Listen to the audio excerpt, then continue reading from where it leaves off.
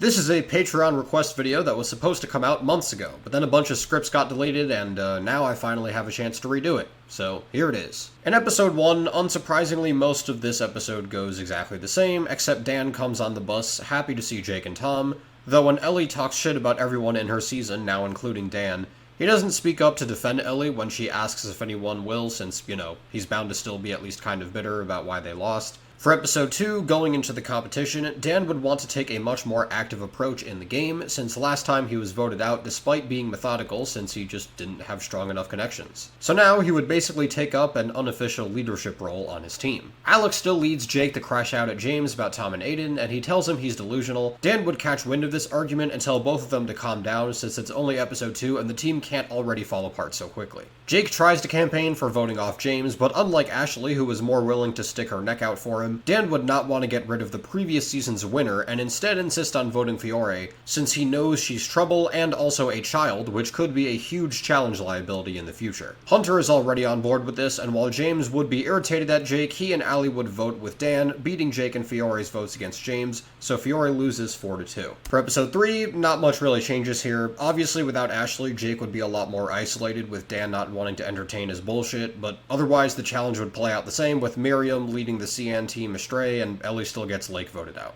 Since Fiore isn't here anymore, I think Alec would let Gabby in on the Villains Alliance since he'd want to have a higher ratio of players from his season compared to Rhea and Yul, especially with Yul and Gret already being a pair, so he has more options. Even though Ellie and Gabby are also a pair, he knows that they don't trust Gret and definitely wouldn't trust Yul, so he thinks it's better to let Ellie bring her girlfriend and bring them closer to his side, while also getting more of the CN team into his alliance. So originally in this challenge, Ashley won the winning point for her team by sliding past Miriam and Tess, something Dan definitely wouldn't be able to do, but being the practical guy he is, I think he'd know that and get James to do this round instead, and I think he'd be able to win it, meaning the yellow team still loses like in canon and Miriam gets voted out. In this challenge, Dan replaces Ashley at the cliff jump with Allie and does slightly worse but not by too much, and James replaces Fiore at the sprint to the finish line. Obviously, James wouldn't stop to talk to Rhea, and since we've seen they're roughly the same in racing speed in the Season 2 finale, I'd say Rhea still wins the reward with James right behind her, meaning Cyan team loses now. With Ellie and Gabby in trouble, they would tell Alec they need a way to survive this elimination, and he comes up with a plan. Since Alec already planted the seed of doubt between Jake and Tom and Aiden, he decides to tell Ellie to figure out a way to further exploit that, since if he does it, people might get suspicious. Ellie points out after what she said to Jake last season, she's not sure if it would be any better coming from her either, so she and Alec brainstorm a way to come at it from an angle that appears empathetic. Ultimately, Ellie decides to lie to Tess about Aiden and Tom cheating with each other on Jake, which she's skeptical of, but ultimately believes when Gabby backs her up, not knowing that Ellie did in fact also lie to her right before talking to Tess as well. And since Tom is the only one who is presumed to be with Jake, he's voted out 3-2 with him and Aiden voting Ellie. Tess is too embarrassed to clarify anything, and even though Tom and Aiden know Ellie must have been up to something, they still don't know exactly what, with Ellie smugly satisfied with the result and Gabby having mixed feelings. In episode 6, Jake is sad to learn that Tom got eliminated, and Aiden would be suspicious at his sad look, thinking with all the dirty looks he gave them up to this point, he might have had something to do with it. But they don't talk to each other yet. Without Tom to duet Aiden in the music challenge, Jake's jealousy would still be there, but not nearly as much as it was in the original, and after Yellow Team still bombs the challenge, Connor is voted out. Before this, though, with how much Ellie seemed to not want Aiden and Jake to talk and use the challenge as an excuse, Aiden decides to talk to Jake after the challenge, and they do in fact clear things up.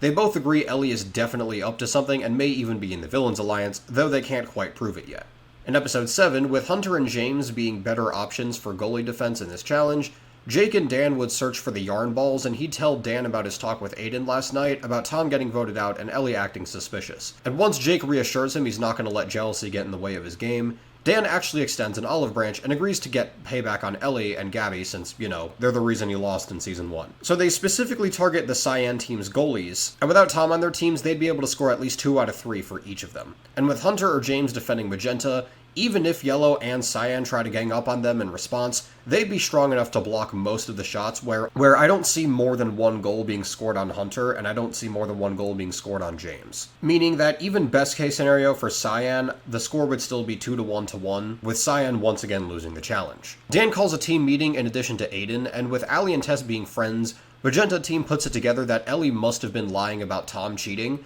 since Jake never saw them kiss in episode 6 and therefore wouldn't assume they're dating behind his back. So Allie tells Tess that Ellie must have lied, which she confronts her on, and eventually Ellie admits it, which makes Gabby really sad that she didn't trust her to tell her the truth. Tess calls Ellie out for this, and she and Aiden both vote for her. And while Ellie still votes for Tess, even though Gabby still really wants Ellie to be in the game, she can't bring herself to vote for Tess after what she just witnessed, and instead votes for Aiden, meaning Ellie is eliminated in a 2-to-1 vote. Ellie leaves extremely bitter with Aiden happy, and Gabby and Tess once again conflicted. In episode 8, most of the challenge doesn't really matter. It's mainly just the last part after Jake, Aiden, and Rhea all fall through the floor tiles. And since all of them are still here, that would still happen, and I see no reason why the result would change, meaning that Aiden loses the challenge for Cyan Team once again. And since Ellie is no longer on the team, Aiden and Gabby vote for each other, leaving Tess as the swing vote. And I think Aiden would get voted out by both Gabby and Tess for blowing the challenge, and also because, even despite the reasons, Tess would feel kinda bad about voting out Gabby's girlfriend, especially since in this timeline Gabby was a lot more understanding,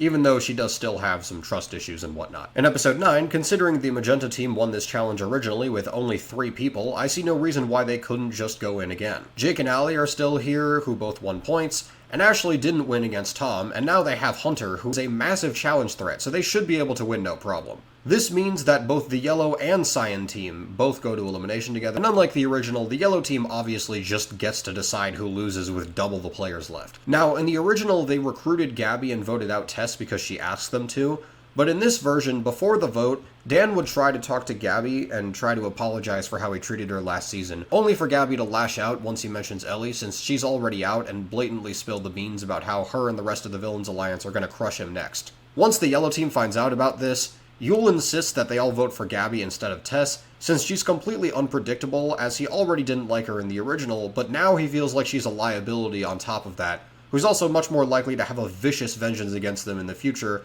compared to Tess, who's a lot less threatening. And Gret at this point still doesn't want to stand up to Yul, so she'd go along with this. Alec tells Rhea he doesn't like the idea of getting rid of an Alliance member, especially this close to the merge, since he knows it's going to come soon, but Rhea tells him it's better not to rock the boat, and they'll figure something out next episode. Alec reluctantly agrees, since he'd rather vote Gabby than isolate himself from his own alliance. And to both Gabby and Tess's shock, Gabby is eliminated 4-2, with Tess apologizing to Gabby that she has to go so soon, and Gabby hugging her for sticking by her this long on the team. And with that, we have reached the merge, starting with episode 10. Once the merge is announced, Tess immediately warns Hunter and Allie about how cutthroat the Villains Alliance is, and that the 6 of them have to make sure they all stick together this vote and guarantee they'll be stopped once and for all. For the paintball challenge, without Tom or Aiden in the tree to get Yul and Gret out, I think the 2 of them would be able to get Jake and Dan out, as the 2 start arguing about who to vote next. But with how good Hunter was at last season's paintball challenge by himself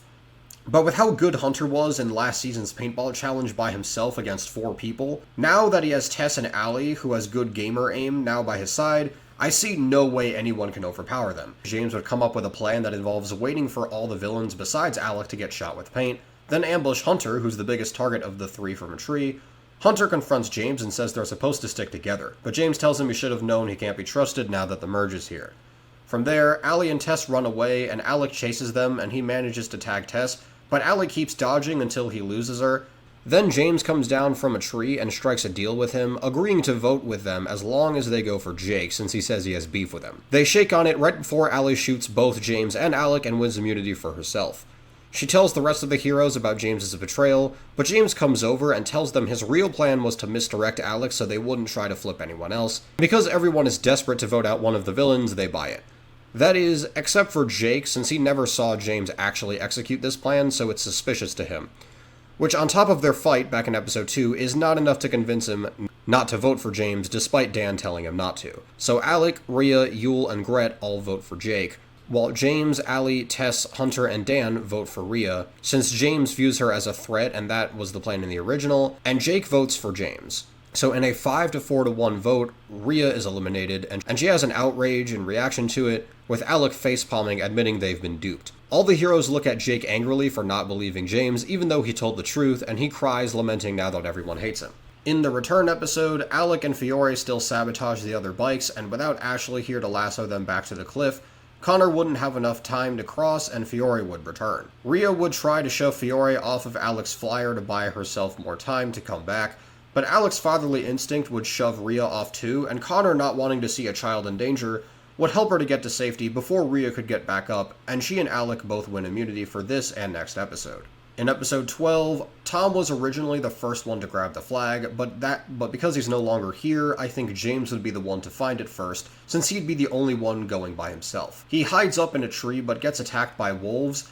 and when Jake and Dan come across a similar spot arguing about whether they should trust James or not, James overhears them and tells them if they save him from the wolf, he'll give them the flag. Dan uses the same idea Aiden had to lure the wolf away, and James follows through and gives him and Jake the flag. Alec and Fiore are able to sneak up on them, and Fiore grabs the flag while Alec holds back Jake. Dan chases Fiore and manages to catch up with her, but Fiore tosses Dan's glasses and runs away with the flag, calling him a sucker. That is, until she's surrounded by Hunter, Tess, and Allie, who all dogpile her, and while Allie holds Fiore back, Hunter grabs the flag and gives it to Tess, who runs off with it and ultimately wins immunity. She picks Allie to have dinner with, as Hunter insists he doesn't want to appear too much like a threat, and so Allie, Tess, Alec, and Fiore all have immunity. Jake doubles down on his pettiness, and the heroes and villains all vote him out for it. Since he followed up on his deal, James asks Jake if he's ready to apologize and start trusting him again, but since Jake is petty, he would say he's still not sure if he's ready yet, and this pisses off Dan and James enough to call him a crybaby loud enough for Alec and Fiore to hear, leading to the four of them agreeing to a hero-villain alliance truce in order to vote Jake off, which results in the four of them along with Gret and Yule voting out Jake, while Jake, Hunter, Tess, and Allie vote out Gret. So in a 6-4 vote, Jake is eliminated. In episode 13, Tess tells Dan and James she's worried they voted for Jake since they all need to stick together against the villains. But Dan insists it was the right call since he learned from Season 1 never to underestimate the power of spite, and that Jake was too stubborn to work with anyway. James follows this up saying, besides, we still have the majority of 5 to their 4, so it should be fine. Now, with 5 new people in this challenge, I would have to go through a whole slew of differences in how it would play out, but I actually don't think I need to do that, because I believe Fiore would give herself a mind control power so broken that it'd be impossible for anyone else to fight against. Fiore would basically give herself a flying saucer with Scarlet Witch level mind control and reality warping, and the only person who would get close to her would be Dan, but Gret and Yule would deal with him before he's able to do any real damage. Jake would be outmaneuvered, Hunter's ability would be brute strength related, which wouldn't help against Fiore. Dan would be like Hawkeye or projectile based or something, which again is the closest anyone gets to Fiore, but with the Villains Alliance still sticking together, that wouldn't happen. And Tess could be like a Batgirl Raven type character, but I don't think she has what it takes to beat Fiore and her broken power, and neither does the monster, especially with the others protecting her through most of it. Now since Gabby isn't here, Yule would never attack her, so Gret wouldn't have to stand up for her. But with how terrible Yule's treatment of Gret is, I think by this point Gret would still start to stop tolerating his shit as much, even though she doesn't turn on him fully yet. Crystal said anyone who's left would win immunity after the monster is defeated, meaning the only ones who do so now are Fiore and James. The reason this happens is because Alec has no power, so he's toast. Yule would say something rude to Fiore and she'd get rid of him for that, leaving Gret defenseless against the gang of heroes. James would decide not to fight Fiore at all and wait it out till the monster round, and agree to help Fiore beat the monster in exchange for not destroying him, and she agrees. But only if he votes with them tonight. Otherwise, she'll make sure the villains always go for him and get Hunter and Allie to vote him off with them. James tries to call Fiore's bluff and insists that he's the one with the advantage, but Fiore tells him that once it comes down to the wire, those 3 won't hesitate to cut him, and asks James, wouldn't you do the same for Aiden, to prove her point. So with that, James is won over by Fiore for the vote, and he votes Hunter with the other 4 villains since he's a massive challenge threat, and also the leader of the most threatening trio in the game right now. So no matter which villain the other 4 target, Hunter is still eliminated 5-4. Hunter tells Tess and Allie to keep going strong without him, and both of them no longer trust James. Using a random number generator, the TikTok dance challenge in teams of 2 are as follows: Alec and Yule, Fiore and Tess, Allie and James, and finally, Gret and Dan. James and Allie are an easy lock for first place, since James does this for a living and taught Aiden how to do the dances, and Aiden was the best at this challenge originally, so James would be just as good, if not even better. Fiore would try to convince Tess that James is a snake who can't be trusted, but Tess calls her out on her bullshit, pointing out that she had to have been the reason behind James flipping, since she protected him last challenge.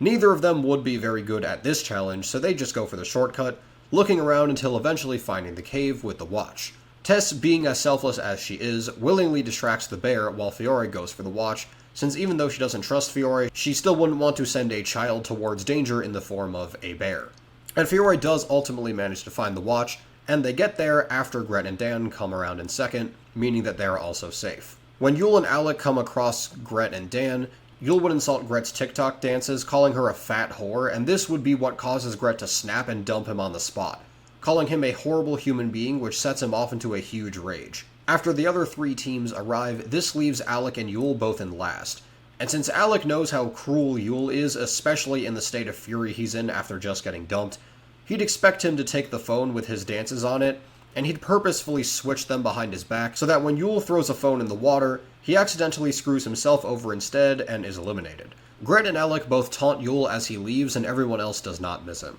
In episode 15, the challenge is the lie detector test, and come on, I think it's super obvious Tess is winning this, since I'm willing to bet she doesn't have a dishonest bone in her body, so she'd never have to carry any weight. Alec and Fiore would both lie about how they feel about each other, revealing Fiore really does care about Alec enough to override her selfishness, and Alec admits he doesn't fully trust her after the betrayal in Season 1, even though he really wants to. Between them being outnumbered and witnessing this, Gret would decide to commit to being a free agent, and would still see the immunity idol up in the tree, but with no way to get it without asking for help, she reluctantly decides to leave it there and come up with a plan later.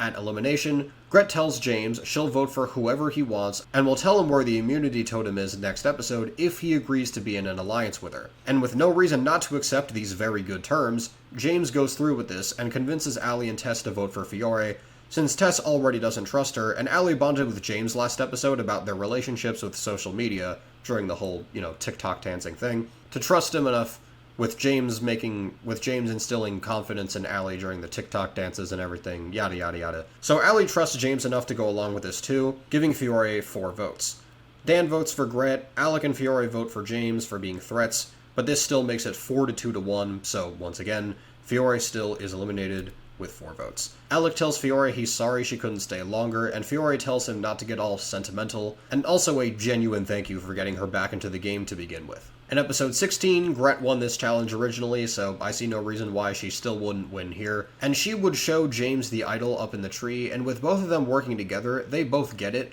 And Gret tells James to hold on to it, but not to use it this round, so that they can separate Allie and Tess in the future for being the main opposing duo at this point. However, for this round, they get everyone else to vote for Alec by agreeing not to separate Allie or Tess, unbeknownst to them that they plan to do this using the totem in the near future. In episode 17, Dan notices how suspicious Gret and James are together and figures the two of them are definitely hiding something. He even tells Allie and Tess about his concerns and urges them to be wary of Gret and James. Allie and Tess think about what to do next, since they both think Dan might just be trying to save his own skin, but they also agree he did make some good points. Gret still gets the mother horse and Allie still gets her horse, and because the other 3 weren't here originally, I used a random number generator to determine which horses they get. Ultimately, Tess got Rhea's horse, James got Jake's horse, and Dan got Connor's horse. Connor's horse was the fastest, and while Jake's horse was pretty close and James could do something to bridge the gap, I think Dan would be extra vigilant not to hit any traps or obstacles,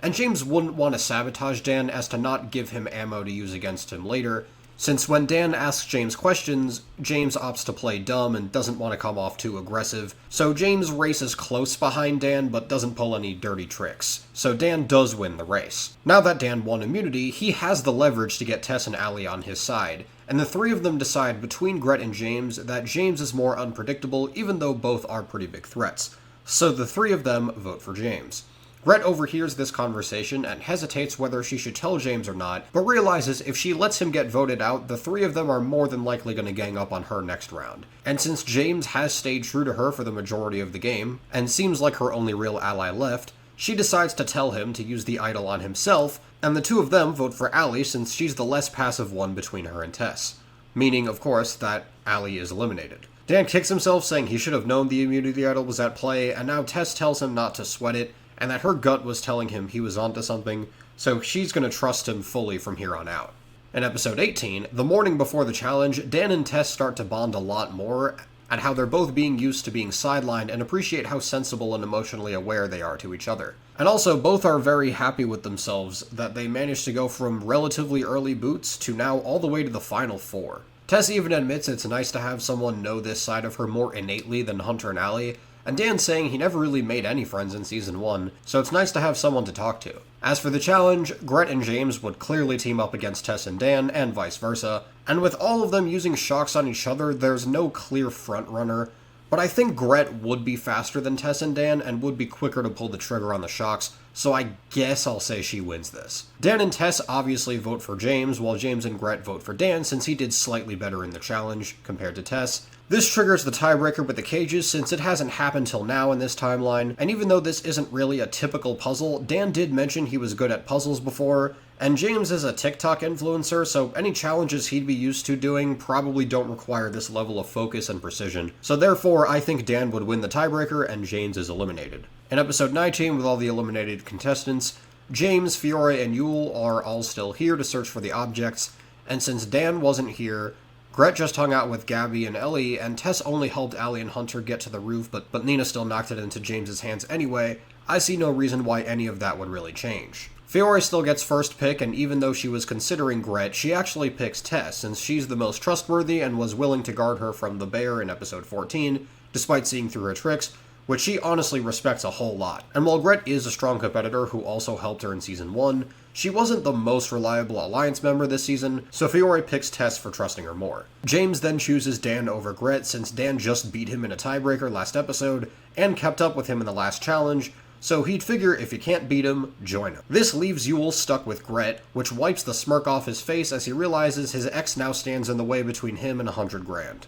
In episode 20, when Emily unleashes the scorpions, Yule would encourage Gret to leave the others behind, but she would refuse since while she doesn't need a hero's exit, she doesn't want to stoop to the cruelty of her ex, and Dan would notice the tear in Tess's bag and tell her to patch it before her jewels can fall out. This basically makes it a foot race to the finish, and I think Gret is easily the fastest one here. And between Tess and Dan, I think Tess narrowly wins, with Fiore throwing dirt at Dan and James in a last-ditch effort to slow them down. James does catch the dirt and throws it back at Fiore, but it does give Tess a split-second lead, which is enough for her to be in the final two. Dan is happy to have made it this far, and also that his loss was because of helping someone he actually valued, instead of just because someone felt mistreated by him. In the finale, Hunter and Allie would obviously volunteer to be Tess's helpers, and while Gret would initially be met with crickets, James, with his newfound respect for her, would offer to help, and Alec would do it just for the money like in the original. In the arena with the chariots and everything, I think this is pretty close, but with Hunter being really good at challenges and Allie lasting a really long time in this challenge while helping Jake originally, I think they could protect Tess long enough that they outlast Alec and James, albeit narrowly, and Gret ultimately gets defeated without protection. This gives Tess the armor advantage, and with Tess having the armor and Gret having the natural strength and speed advantage, the final part of this challenge is also extremely close. And I do think it would come down to the final round, with each of them winning 2 out of 5 so far, but if I had to choose, I think Gret would ultimately come out on top, making her the winner of Disventure Camp All-Stars. Most people wanted Tess to win, so nobody would really cheer ecstatically, but they would still admit Gret was a fierce competitor who played a good game, and deserved to win in her own right. You know, except Yule. While Yule says she finally did one thing right and he better be getting his cut. The aftermath would mostly be the same, with the main differences, besides Gret obviously being loaded, include Rhea not being as melancholic about being alone and just being her regular bitter self, Dan hanging out with Tess, Allie, and Hunter sometimes, and, you know, maybe Dan and Tess being in a relationship, I don't know. I mean, I'm not super attached to that idea, but I guess it could work, so, take your pick. And Jake and Tom not getting back together yet, since their lack of a falling out this season would never push them back around closer to each other in the finale, and instead there'd just be an extra episode of Tom-Jake exploring this dynamic where they ultimately get back together just a little bit later. And yeah, that's the video. Thank you so much to all my patrons, and I'm so glad I'm finally able to get this long overdue video out. I still have a couple other Patreon requests to catch up on, and I do plan to have the next one out pretty soon. Till then, I'm a musical individual, and I'll see you next time.